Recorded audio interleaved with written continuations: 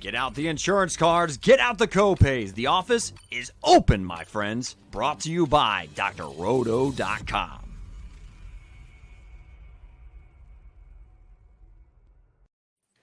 Ooh, good evening, my friends. It is Jonny Danger here, not the doc, but we're going to say the office is open anyways. I hope that he's doing well down there in Fort Myers. But the show must go on, my friends. The show, it must go on. So I'm here with Willie Walls, with the great Swami, and we're going to break down NFL DFS with or without the man himself, Doc. We got this, right, gentlemen? Yes, sir. And Doc, listen, we're praying for you and your family, Doc. We're praying for you, brother. We holding it down, safe. Doc. Stay safe. Stay safe. But don't worry, I'll try to keep these guys under control. We'll try to get it in and out in the 40 minutes, and we'll do our best to not go off the rails. Speaking about off the rails, let's talk just a little bit about last night's game. What's your take on the Tua situation, gentlemen? I think it's real unfortunate. You never want to see somebody go down like that. I think it was tough. I get why these guys go out there. It's gladiator sport. I know the league is trying to do everything they can to make it safe, but you can't have a guy go back out there after he's had a bad concussion like that, because it's likely that something like this will happen. So hopefully that we all learn from this. Hopefully Tua and his family and everybody are okay now and he's recovering. But we can't have these type of situations happen, and that's for any player, not just quarterbacks. Yeah, it was a little scary there for a minute, and I'm not gonna lie, it really sheds a bad light, and kind of I see the point some people are making that this whole concussion protocol and the league safety over the last couple of years is maybe a farce. Now, listen, you cannot tell me that he was not concussed in that previous game, right? With Buffalo, you could listen. Anytime a quarterback gets up like that, it's not your back. It was his head. Right. And now you got a guy going. I thought Miami had poor judgment. Guys going into a game on a short week. Yeah. Well, he was concussed. But I do want to say this, Willie. I think the NFL has taken some steps, right? Obviously, there's some more work that needs to be done. They need to look at this still and make some changes. But we know a few times where folks would have probably went back into the game that they haven't. Right. It's just I just feel like this situation and maybe one or two others as ones that they really, I think they missed, but they have taken some steps. No, I understand that, but this was a bad judgment. This one right here, I blame this on the Dolphins. No way you should get him out there on a short week. Yeah. As you see, with Las Vegas, Renfro's going to be out for 2 straight weeks. These concussions is not a joke. And now you got a guy. Now I know he's going to be out. I mean, listen, that's why you got 2-glove Teddy Asswater as your backup. But not just the short week. Remember that game, hard-fought game. It was like both teams were exhausted. You coming into off of that type of a game where your quarterback was injured. It was just a lot of reasons to probably hold them out. No, I blame the Dolphins on that terrible judgment from the upper management. He should have been held out, and you go on because the bottom line is you would won those games. It was undefeated. Look, this is no shame to lose to the Bengals, But right. Anyway, it is what it is. It's water under the bridge. But hopefully, everyone, the NFL, the teams, I hope everybody learns from the situation because obviously, to me. You can say what you want to say. This was not handled the right way. Agreed. I agree. All right, guys. Well, let's just jump right into it, shall we? I don't normally do the DFS show, so I decided I needed to go look through a few things and see if anything popped out at me. And I'm going to tell you, I was going to save this for later, but I think I want to get your take on it right away. Do you know what the number one projected ownership stack is going into week 4 of the NFL? Won't you enlighten me? Marcus Mariota, Drake London, and Kyle Pitts is the number one projected owned stack this week. What's up with that? I'm not mad at that. I think Pitts finally kind of came on and had a game where he got the targets and he got the receptions. I think Drake has been looking like, like he's the real deal. So when you say that and Mariota has been, again, playing well, and I think he's had that offense looking better than what people expected going into the season. They got a great price. You can get all of those guys at bargain prices at their position. So I think it's probably a decent stack. I'm not mad at that. But I think it's more of a case that, you got a lot of rain on the East Coast, going on to this weekend. So, because you couldn't tell me that, even though it's still going to be on, but I got calls for pause. Anytime if it's raining all day, you're not as excited, for some of the games than a game being played at a dome. You know what I mean? So it's true. So I just think that has something to do with it. Where some people, I think, even though they still could play, but it just gives you cause for pause because if it's raining all game, the ball could be sloppy. Your guys, the ball slips out of his hand, fumbles, and all this kind of stuff. All those kind of things hurt you in DFS scoring, especially when you're paying the premium price for these rascals. So right. I think that's more of a case that, and then you also have, say, Brown is out, for Detroit. So it's you got some other kind of things that I think that's working that way. But I still think that, there's some other games that, even though it might not look good, that I do have interests in some people. And if you go from the highest projected owner stack to the lowest, I almost want the lowest a little bit more with Matt Ryan, Pittman, and Alec Pierce. We're talking only 8% owned there and only 7% less projected points. That's a huge step. And I think I'd rather take my chances with Matty Ice than I would with Marcus Mariota. Yeah. I'm not mad at that, but I don't want no Pierce. Pittman, yes. Give me all that. But Mr. Pierce, I don't even know, but maybe that's just a little single stacker. Yeah. Yeah, I wasn't excited about Pierce, dueling any of those guys. I probably would take Taylor first and pay up. Sure. And that'd be a leverage play anyway with that price. Well, let's talk about the running back, guys. This in DFS and season long has really been the year of the zero RB. Paying up for running back outside of paying for Saquon Barkley just hasn't really worked. Where are you going with the running back this week? I mean, we've got who we got up there. We got Taylor, Barkley, McCaffrey, all in the 8,000s. McCaffrey may not play. Henry's still hanging out up there. I have a really hard time pulling the trigger at that pricing with the output they put out. Go ahead, Simon. You want to answer that first?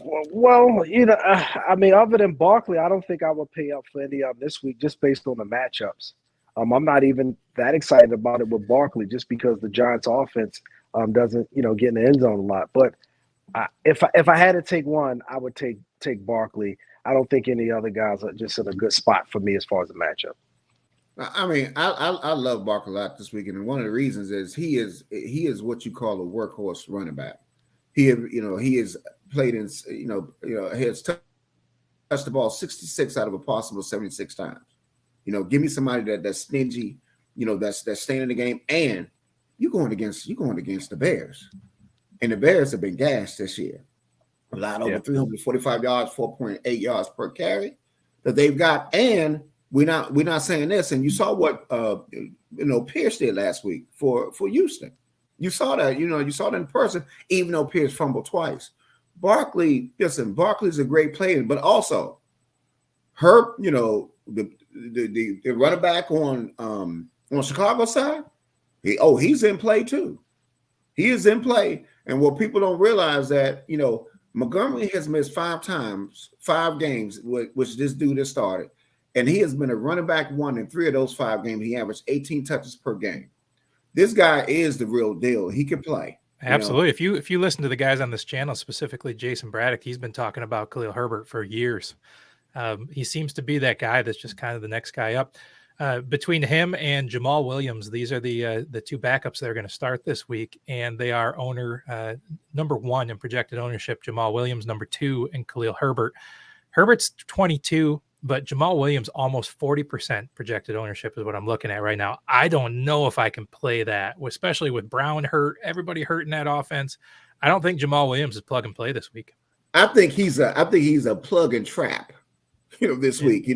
I think he will fail you more times than he will. It might be Reynolds that get the touch in this game. The guy that I'm more interested on the other side is Penny going against Detroit. They've been gassed on the run. They've been horrible against the run, and he's only $4,900. And the thing that people are not looking at, he had played 69% of the snaps the last game. And people are not talking. I think he's an interesting play. And I think he doubled or tripled his touches in the last game as well. Yeah, so let me ask you this though. So I live in Michigan here. I'm a huge Michigan State Spartan fan, and I had the pleasure of watching Kenneth Walker destroy the NCAA last year. He is the backup to Penny. Now, he didn't touch the ball in week 1. He got maybe 2 carries, 3 carries in week 2. He saw 6 or 7 carries last week. But it looks like literally every time they put him in, they're giving him the ball. Is this a sign that they're going to work him in just a little bit more this time? I mean, I went on my Twitter, which is called Tipsy Picks, and I like to make calls so bold that you got to be drunk to make that call, which is why it's called the Tipsy Pick. I'm loving Kenneth Walker for a bit of a breakout, and whether it's just one big, 50-yard play to get him in the end zone, or whether it's 10 or 12 touches to get him that 50, 60 yards, maybe 2 or 3 catches and a touchdown.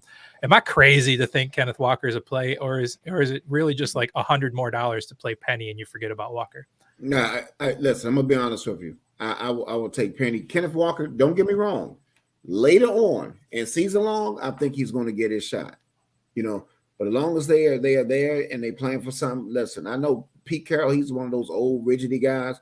Listen, he's going to get his time. And Penny, every time he gets up, he's limping or doing something. So he could be forced in, because this bastard, even though even at 4,900, man, but every time that bastard run the ball, you're like, oh my gosh, is he going to get up and get up like Fred Sanford? Let me knock on wood.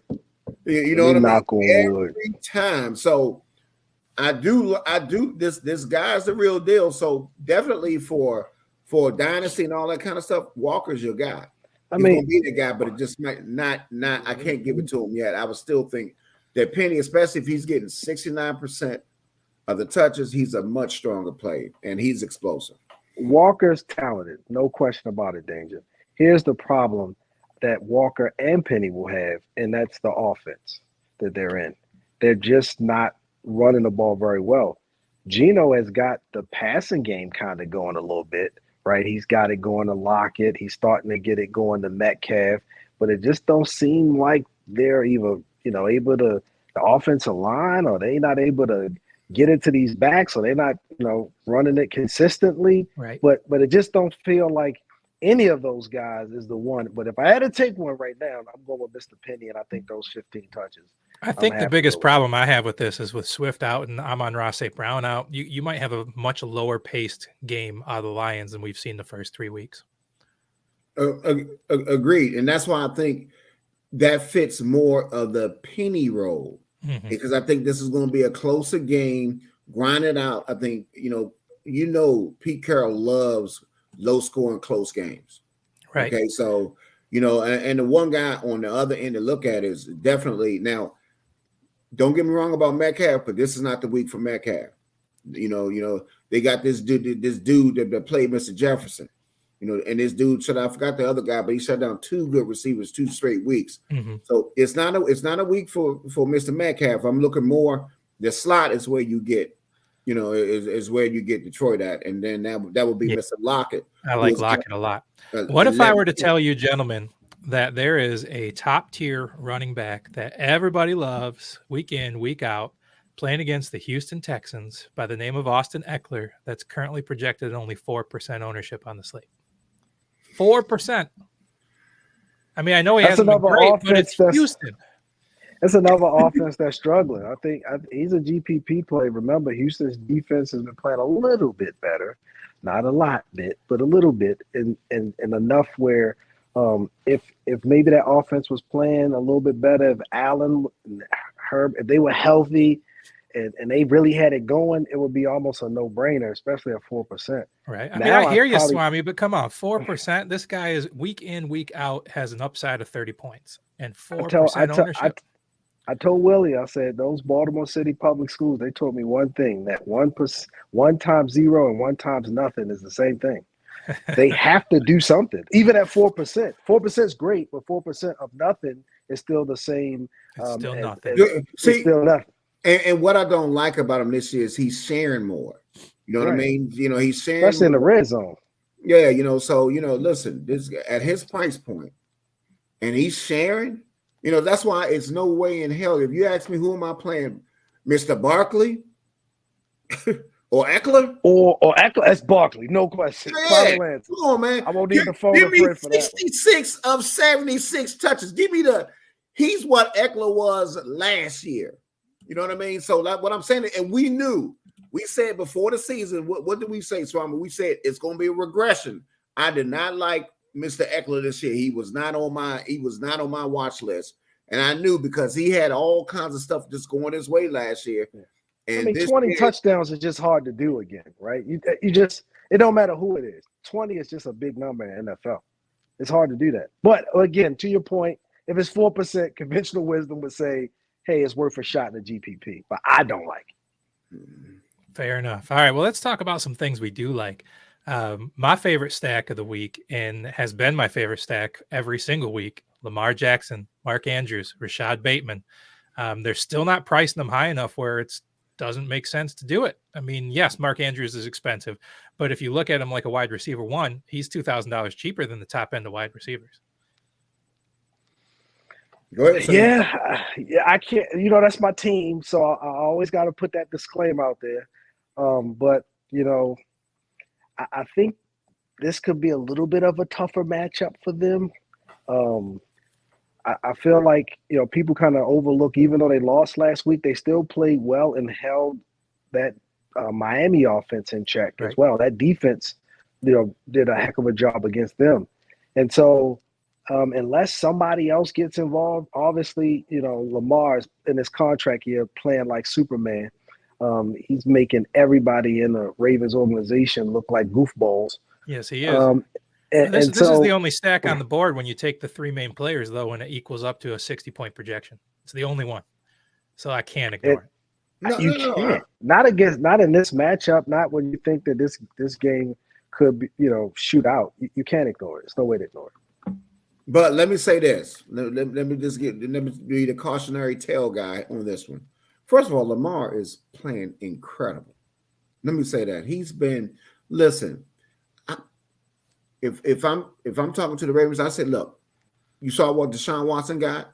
I want a little bit more of him because I'm not a nasty bastard. You don't see me in massage parlors, trying allegedly. But anytime you got it 25 times happening, 26 people, and you pay the bastards. Oh, when there's a little smoke, sir, there's a little fire. But anyway, you got Lamar Jackson, who has been just the best. What have you heard about Jackson? Nothing. And you can't pay him. You can't give him. I mean, obviously. Honestly, Willie, his biggest problem was when he went out, Huntley came in and put up the same numbers. That's his biggest problem. Let me say this, okay? But did they win? No. Right? Okay. But let's go back and look at this at a DFS sense here. But you got Baltimore here. Everybody's on Buffalo, right? Everybody loves Buffalo. The ownership on Buffalo is double. It's double in this game. You got to pivot and go Baltimore. But let me.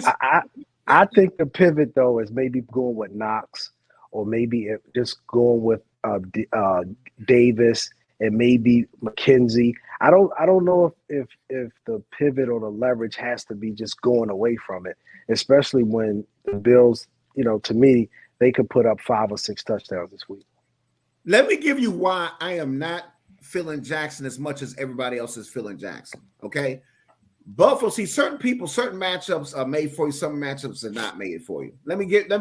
First of all, Jackson has been incredible. Every 74 yards getting a touchdown. Incredible. But what Jackson he has crushed the blitz this year. When I say he annihilated the blitz. He's 26 of 32, 368 yards and 6 touchdowns against the blitz. That's what Buffalo doesn't do. They don't blitz. Okay. Now, against Now, Jackson is number 32 when you rushing 4 or less players. He's 53%. No touchdowns. Okay. So what I'm saying to you is, I hear you. Jackson is incredible. I'm still going to have him in the lineup or two, but I'm just telling you, Buffalo is a different matchup. They play differently. They don't blitz, and that's what he does well against is that blitz. He's been crushing it. And I'm looking at two of his 3 games against tight ends. They have done well against tight ends. Notoriously, they've done well against tight ends. 2 of his 3 games against Buffalo, he scored under 8 fantasy points, 8-1 and 4 of them. All right. Well, let's get off the chalk then. What's next, Willie? Where's your favorite play? Let's get away from Baltimore Buffalo. Let's look down to the further lesser owned stacks. Where you lead me, Willie Walls? To me, I'm gonna be honest with you. I think it's gonna be spread around here. To me, I'm gonna be doing where I'm not seeing a team that I just like because see, and I'm gonna tell you what, it's just like the Philadelphia game. I would be real interested in that game, but the weather, what I mean, the rain, when it's raining the whole game, you know what I mean? So it's and see, I don't mind like in this Detroit game. See, I like these I think what's going to be interesting is some of these little stinky games. Yeah. Just like the Pittsburgh Jets game. Both defenses are horrible. Right? Really, I got that marked right here, man. The return of Zach Wilson and his connection with Elijah Moore. It's in my notes. Elijah Moore, yeah. That's why I won't be interested, in the other guys because that's what his connection is. And you got to look at Breece Hall. Pittsburgh has been horrible against the run. This Breece Hall, for the first time, has got more touches than Carter. This Breece Hall is a baller. I'm just saying. So it might be one of those like Deontay Johnson, Breece Hall. You know what I mean? Something like that. But I agree with you about Elijah Moore. That's his guy. You know what I mean? Yep. So, Conklin has been killing, but, this is who Zach Wilson, who's this guy? Elijah Moore. So and don't forget the price. He is priced right. So I mean, cheap.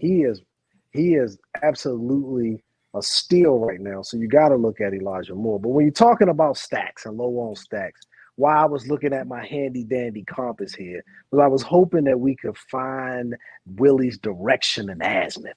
Where was he going with the fact that you can't find a stack? It's plenty of stacks. No, it's plenty. Now of you stacks. let me give you some. It's plenty of stacks, but it gives you cause for pause. I'm going to be a little different because I'm going to the. Can I run some past Danger first before we talk about difference first? Go. How about Mr. Rush and Mr. Lamb this week? Why wouldn't you be interested in a stack like that, Walls? No, it's a great. First of all, he's developing chemistry. First of all, the Commanders, he said stacks are garbage. Okay. Okay. I mean, but that's what I'm saying. You got stuff like that. I love Lamb. Right. Can I give you another one then? Since you like that one, I give you one that you might not be thinking about. How about Mr. Brissett and Mr. Cooper? I'll be honest with you. Danger. What do you think? I appreciate that. I got 24 stacks written out in my little field that I ran the numbers on, and Rush is number 22 and Brissett is number 23. Interesting. All right, let's go one more then. How about we talk about Mr. Wilson, right? Like we just described, not just with Moore, but also with Tyler Conklin. No, really not interested. I'm gonna have to go back. I'm gonna have to go back and look at Zach Wilson. I'm gonna tell you what I like this week is I like Russell Wilson. Then going on. That's the next one I was about to say. And then I'm looking at my paper. God damn it, Javonte Williams! You better give him the damn ball. This is the week for Javonte Williams to finally break out. They are the dumbest guys ever. But you give me Russell Wilson, his top receiver, Devontae Wilson, then you bring on the other guy. I'm gonna tell you, the Mac Hollins guy, this Mac Hollins could play. And the way they play, the way Denver's gonna play it is Denver's gonna take it. What they're gonna play their best corner, and they'll have a safety on top, And then just like you said, so I don't know what you said this other week. I don't like the way they've been playing them because Carr does not hit Devontae like Rodgers knows how to hit him. You know what I'm saying? So I'm going back.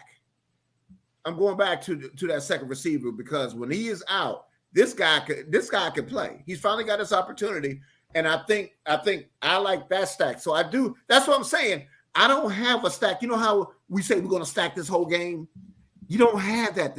Not for me. With the weather situation, I think the weather situation is going to makes me a little tempered for that. But I do like your little stacks. I do love Lamb, but I'm going to have stuff like that where I'm going to have single stacks.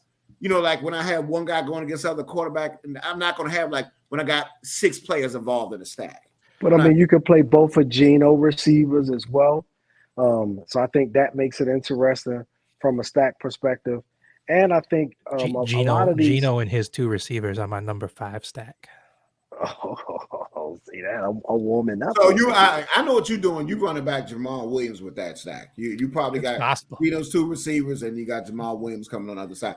You know, but let me give you another one that people are not looking at is, you know, I don't mind the Giants receiver, Justin James. You know, Justin James this week. I think Justin James is an interesting guy. He's talking about Richie, but Richie James. Yeah, I think he's interesting this week. You know, for somebody who's not. Well, yeah, I mean, you got Sterling out, and you know, Tony is out again, right? Yes, and what's his name?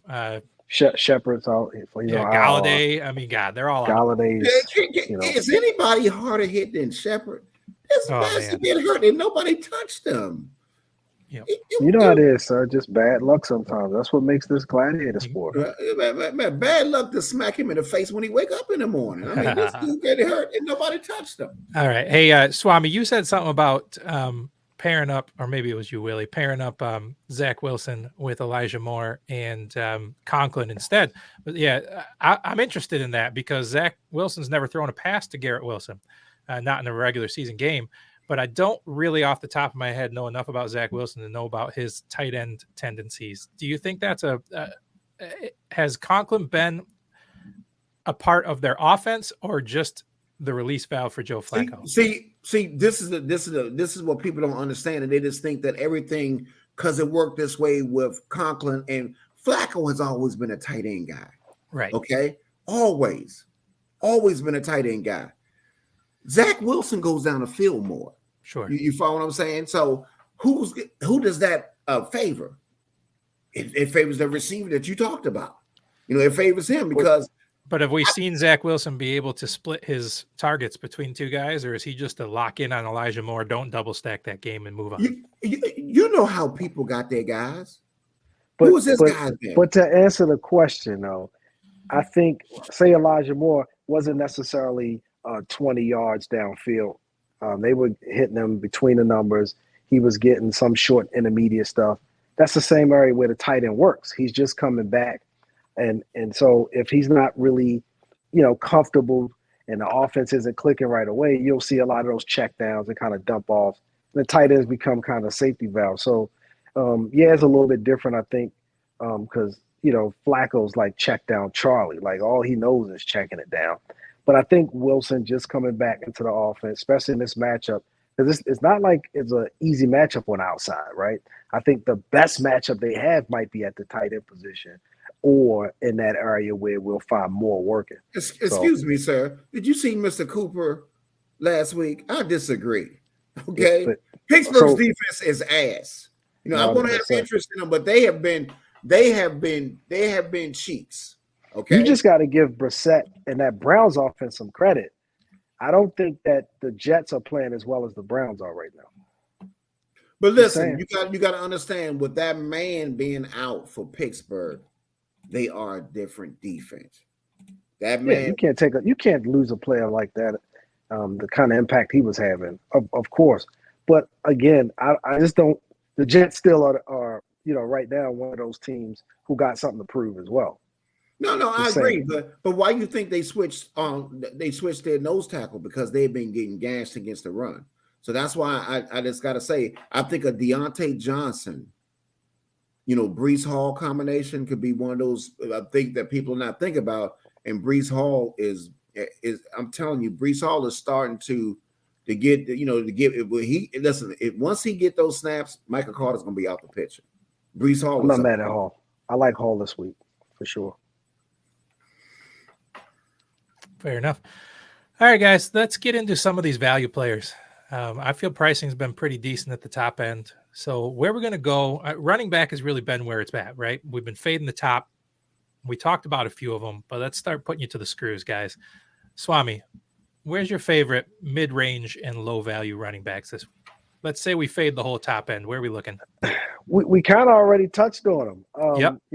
I think Herbert and Williams and Hall, and I'm talking about both Williams, right? Walls is Williams and Jamal Williams. So Javonte Williams and Jamal Williams. I have to say, I don't know if I can touch Jamal Williams at over 6,000 at 40% owned. I just don't know if I can do that. I as much as I understand why you would want to go away from that ownership. At the same time, though, if I got somebody in a great spot, and we like to call it the free square, I can always separate myself with a 4% player at tight end or maybe at one of my wide receiver positions. I don't necessarily have to do it, especially when a guy's a great play, because if you pay up, then this week, then you're probably not going to get there. And then if you're just looking to take chances at running back, you're likely going to find yourself with one of these guys who's splitting carries or only going to get about 8 touches, and that's just not going. We know at least Jamal, they're giving up an average almost 16, 17 fantasy points per game to the running back position this year. It's just hard to just ignore that. And if he get in the end zone twice, especially when you figure they got some injuries at wide receiver position, they like to throw it to him out the backfield. I just don't know. He might be a free square for me, but I understand that 40% is too much. You riled him up so much that he booted himself off the broadcast. I'll do my best Willie Walls impersonation. He's ass. He's back. He's back. Never mind. All right, I got you there. No. Listen, I clicked the wrong button. You were talking about who? Who are you talking about? Jamal Williams. I was just saying that sometimes when the price is right, I'll be feeling like that's the free square, and I should look someplace else to kind of separate myself. When you got a great matchup, you got a great price, it's just hard, especially when I don't really see some of these other running backs in great spots, other than the ones we've already mentioned. Like if you're saying I'm not going to pay Jamal Williams or Herbert this week, and I'm going to try to take my chances on a 7,700 Eckler, it just don't feel like that's going to get it done, especially when it's going to mean you're going to have to take some more chances at the wide receiver position as well. Yeah, I'm going to play a lot of. I think Herbert for Chicago, man, is a great play. Now I'm going to be low on. I agree with you, Danger. I'm going to have very little Jamal Williams. I'm going to have Javonte, but not Jamal. So I just think that I can't. And don't forget about Najee Harris this week too, going against the Jets. You got to remember, man. You got to look at places where people may not want to be looking, but I just think I'm going to lay my hat on. I think I'm going to have me more Penny than I've had. And I think Penny, because a lot of people are really not talking about Penny. And I just think that, this is the type of game, and I agree with Swami and you, Danger, is when you got those two explosive guys out, I think this is going to be a grinded game. And I think this favors Penny, and this favors what Pete Carroll like to do. So I'm going to have a lot of interest in Mr. Penny this week. Danger, can I tell you why I like Penny? Yes, more than some of these other guys? Because I like the offense. I like the fact that they're moving the ball between the 20s. They're getting big plays.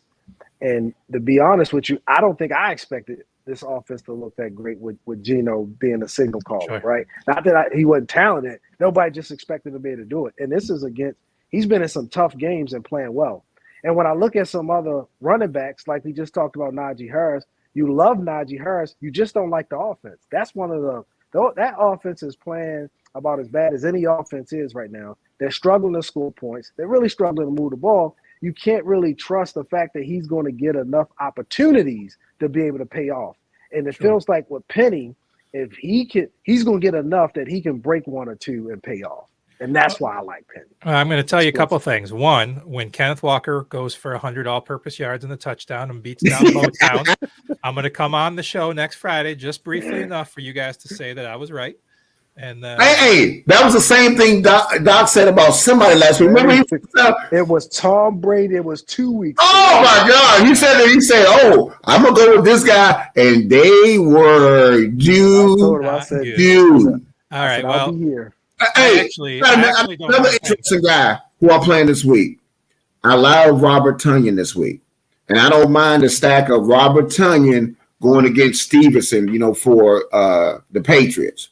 I think those are two interesting guys. I think, remember, Stevenson's now getting about 65% of the touches. Well, Willie, I like Stevenson. First of all, we haven't got to the tight end. Secondly, I was just going to tell you the guys I like in that mid-range, and I was going to start it with Ramondre Stevenson. Simply because, like I said before, I'm over here. I'm a Spartan fan, and I remember Brian Hoyer when he played college ball, and I remember Brian Hoyer every time he's been given the ball in the NFL, and that dude counts to about one Mississippi and abandons the pocket. And he immediately dumps the ball off to the first tight end or running back he sees. So I am on Jonnu Smith and Ramondre Stevenson in that game because that's all Hoyer knows how to do. Mm-hmm. So I'm going to go the other way, though. I'm not a Breece Hall guy. I got one more week for Michael Carter. So Michael Carter's my guy at 52. Ramondre Stevenson at 52. I like both those guys at that range. So now we can talk about tight ends. Are you ready? Yeah, I think Tonyan is very interesting to me. I think he's been ramping up, and I think with the injuries that they've had to their receivers, I think Tonyan to me is going to be one of my favorite tight ends this week. I like Tonyan. I like Tonyan a lot this week, and I think I wouldn't be surprised if Tonyan gets seven catches for 65 yards in a tutty. I'll take that at his price point. And right below that is Dawson Knox on my board here. I like him, but after kind of looking through all these stats that I pulled for this, I almost rather pulling off of Knox in that stack and going with Singletary instead. He seems to be very involved. But I'm going to go back to the well with Gerald Everett. I feel like, Keenan Allen's gone, and he just keeps getting those targets. So I feel like $4,000 is a good price for the number 2 receiver in LA. Yeah, listen, I agree with you. You like Swame at tight end. At tight end, I think, I'm still interested in Zach Ertz. I think that offense is still missing some receivers. And so I think for that reason, he'll still be involved. And he's probably one of, the more reliable targets. Obviously, he's developed some connection with Dortch, but I think he's still like, Ertz. He's got 21 targets over the last couple of games, so I'm very interested in him. Tonyan was at the top of my board because of matchup. Hawkinson's there because of matchup, and a few guys are out. Knox is there because I think he's a leverage play. He's got a great matchup, and he's getting a good spot. And then if I was taking some flyers, right? I almost don't want to say it because we mentioned Wilson. Is Albert O going to show up? I don't know, but if Danger looking for low on, I'm just trying to help out the low on. Yes, sir. He's looking about 2% owned right now. So, yes, sir.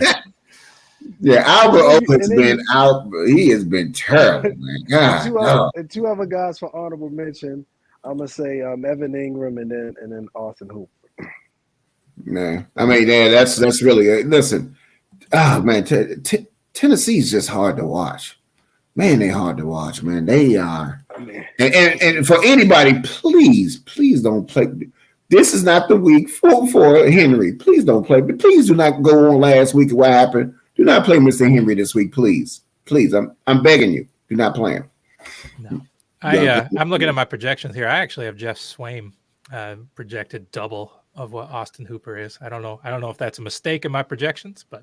No, it's been a couple of situations, and that's one of them where I got Swain at 0.02% owned. He should be. He should be. That's one of those situations where, and there's been a couple around the league where tight end 1 through 3 all have split, 3 or 4 targets. Listen, and this is just where it's going to be this year. You might get Everett one week, then the next week Everett going to get you nothing. A Joku who went off, he'll be ass this week. This is how it works when you play. Those are those volatile tight ends. Hawkinson did well, then he could be off the next week. And the one guy I'm just not getting to this year that I think has been disappointing is been Waller. I don't like him in this matchup. I am not going to touch that guy. I just think he's over. I just think Waller is overrated. But before we get off of Njoku, right? What I do like is what we did see from him and Cooper last week. In fact, if we would have had some foresight, we would have probably played Njoku and Cooper. But listen, in the Dome at Atlanta, where Atlanta has played well, Atlanta has made games very interesting. And it's been fantasy goodness. We already talked about that stack. And if we're talking about it's something on the other side, I think we got to look at that as far as being one of those games. I'm just saying volatility. Well, listen, what I do like for a Joker, which I do like, so he is getting a majority of the snaps. Love it. So, and he's talented. I just don't think they have gone to him the way they should have gone to him, especially with Baker last year. And I really think Brissett is a better quarterback than people are getting. And I do like, and I'm going to tell you that Cooper, for one time I can say, is past that eyeball test. So, let me take my glass off of this because, Danger, I'm about to say something crazy.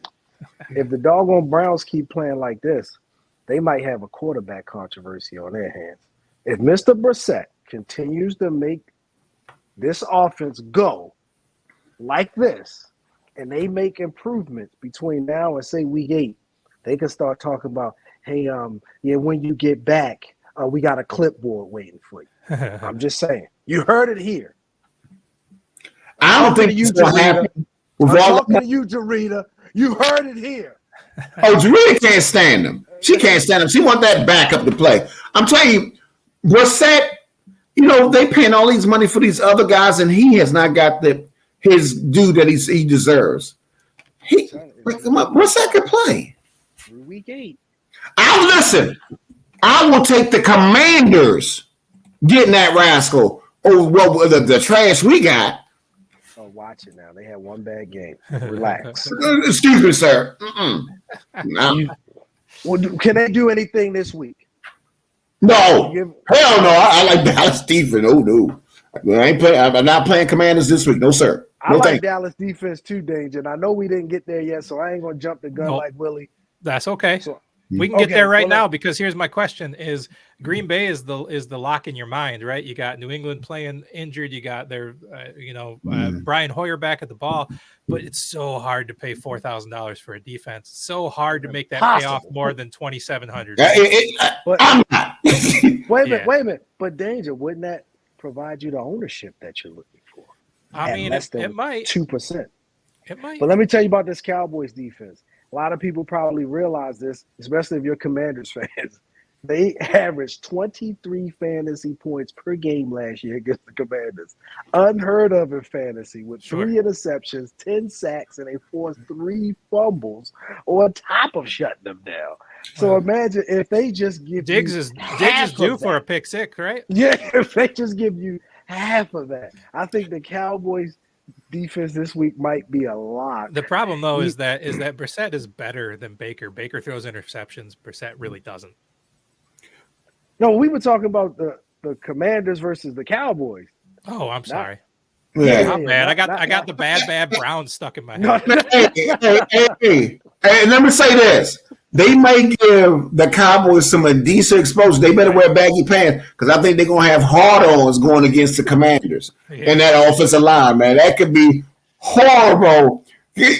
Listen, I'm a Commanders fan. They stink. Okay? The offensive line stinks. For defense and or special teams to score in this game.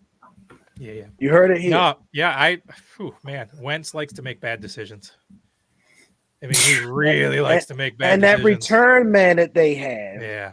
Turpin. So is yeah, ready. Dallas was on my list. My only other team that I kind of was leaning towards was Carolina, especially if I'm seeing 50% of the people stacking Atlanta.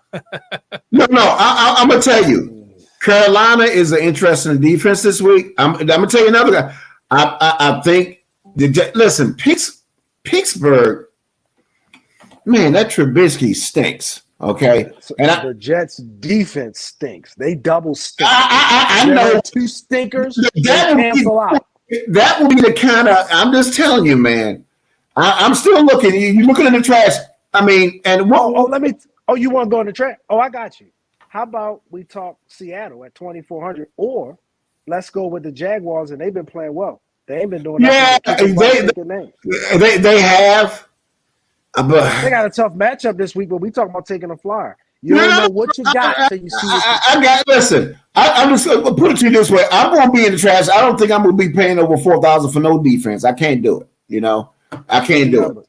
They forced 2 fumbles, 6 interceptions, and 7 sacks already. Yeah, I understood. But that's going against, first of all, you're going against an opponent that did not have Pittman, and they get crushed in that place. That's a house of horrors. For the Colts. But the thing, they played Washington and then the Chargers. Folks thought that the Chargers were going to be a test. I played them last week against the Chargers. Yeah, but so did I.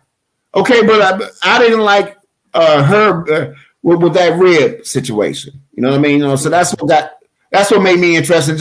And just like I told you, I thought Jacksonville has made improvements. But I'm gonna tell you, this Philly offensive line and defensive line, man, the Philly is the real deal.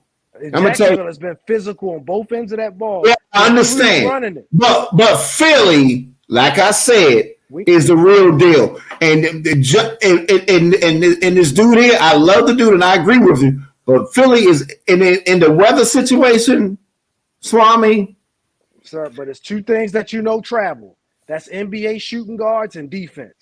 I understand, but the Jacksonville defense ain't like that.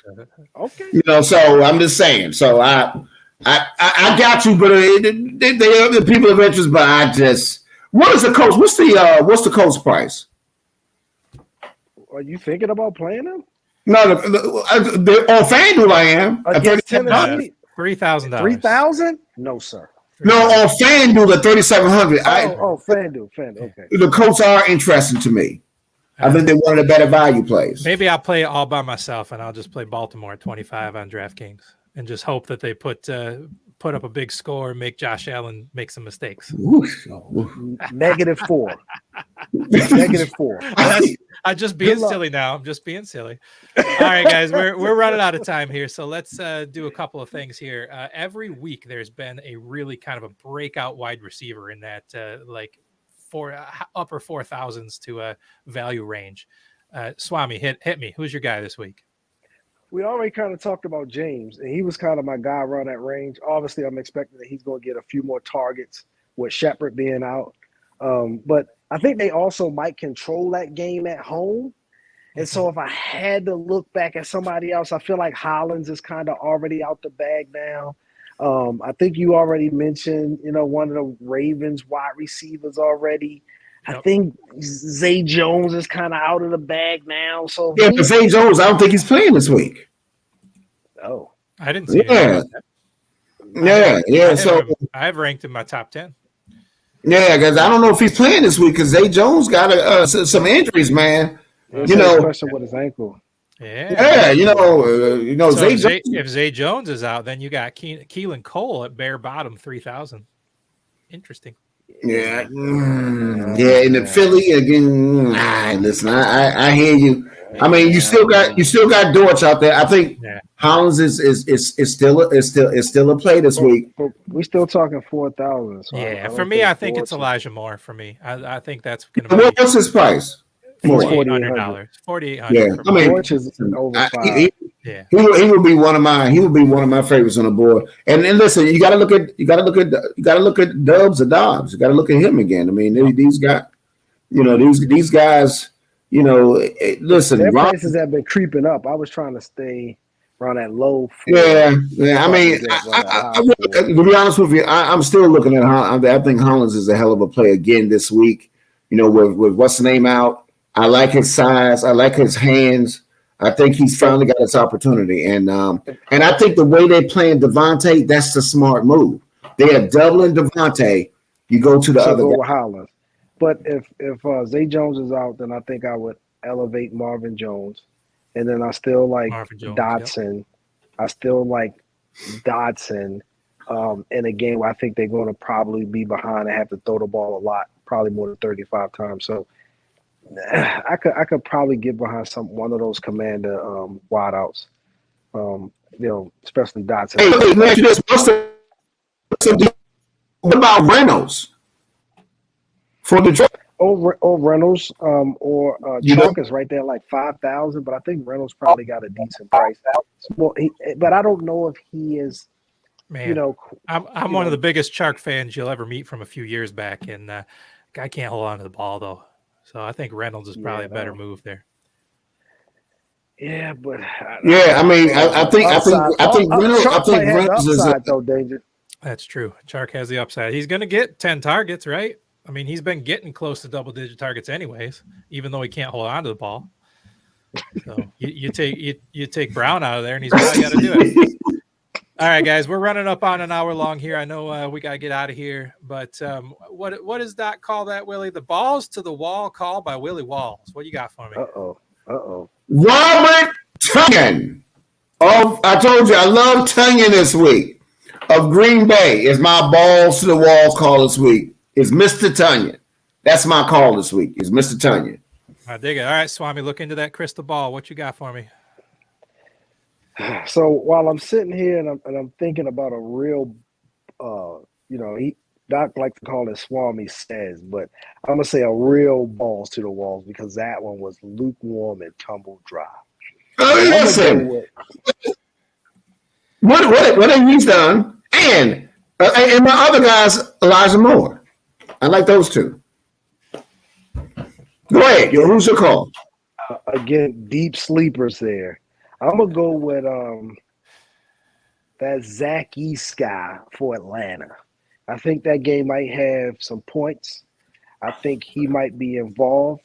And I'm going to go with a real balls to the wall call and say that he gets 6 catches, 70 yards, and a touchdown. Yeah, we're gonna go there. Then you got to go with. I like Reynolds too. I like Reynolds of Detroit. I think Reynolds of Detroit is very interesting this week. So. All right. Well, you heard me. Now, please don't play it. But that tipsy pick of the week, Kenneth Walker, beat down in Motown. Just saying. But don't play it. Please don't play it. If it's a beat down, he'll get 10 carries. If it's a beat down. All right, guys. Well, it's been fun hanging out with you. I've missed you guys. I haven't seen you since last season. So it was wonderful stepping in for Doc today. Y'all take it easy and good luck this week. And take care. Thanks for stopping by the office. Get your fantasy prescription by subscribing to the channel and checking out drroto.com. And until the next visit, be well.